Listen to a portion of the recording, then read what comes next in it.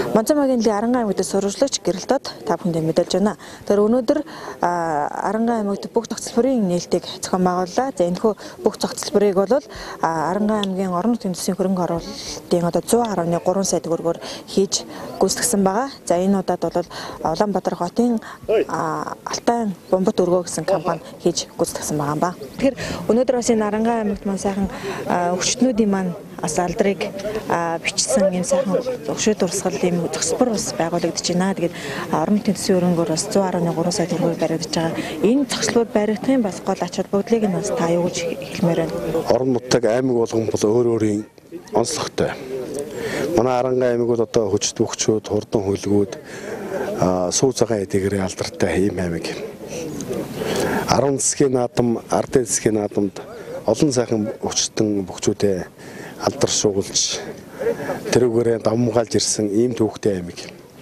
Тэр утгаар нь одоо бид одоо Арангаан аймгийнхаа энэ хүчит бөхчүүдийг нэгдүгээр алдаршуулах, хоёрдугаар одоо тэр бөхчүүдийнхаа төвхөн замналыг хүүхдүүдэд сурталчлан таниулах, эрүүл ширэг бие бэлдэртэй ийм сайхан одоо ирээдүйн хойч үеийг бэлтгэхийн төлөө одоо энэ ажил аргамжийг зохион байгуулж ингээ явуулж байгаа. Тэгэхээр 110.3 сая төгрөг за ямар ажлууд бас гүйцэтгэв, дутуу байгаа ажил бий үгүй?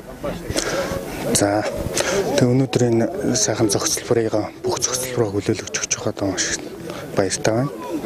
Ямар ч гэсэн энэ жил бол одоо төсөвт суусны дагуу ажлаа бол гүйцэтгэлээ. Энэ сайхан Монголын одоо хэмэрлэг эрчүүдийн зохицлбор гэж энийг бодож байгаа. Тэгэд эх жил одоо энэ боргоны ажил одоо хүүтэрсэн учраас эх хавраас одоо хийгдэх ажил үлдсэн байгаа. Бус нь бол ер нь бол 100% үлдсэн гэж бодож байгаа. Тэгэхээр бүхэлдээ хөшөөг бас хэдэн онд ямар хүн загвар юм гаргаж ингэж бас хийжсэн болоо яг энэ талаар бас таныг өөхийг бас мэднэ гэж байна. За энэ Арангаан аймгийн бүхэлдэгдэх хөшөөг барихын сэдвийн хувьд бол манай Арангаан аймгийн гашаад сумын их уран барилчингууд сэдсэн байна лээ. Хамгийн эхлээд яг түүхийн дурсгал бол одоо түүх дурсна гэж байгаа болохоор Арангаан аймгийн уран жомбол гэж Сүхбаатарын талбай одоо хөшөөг барьж ирсэн, Сүхбаатарын урдлын хөшөөнүүдийг сэлж ирсэн хүн юм.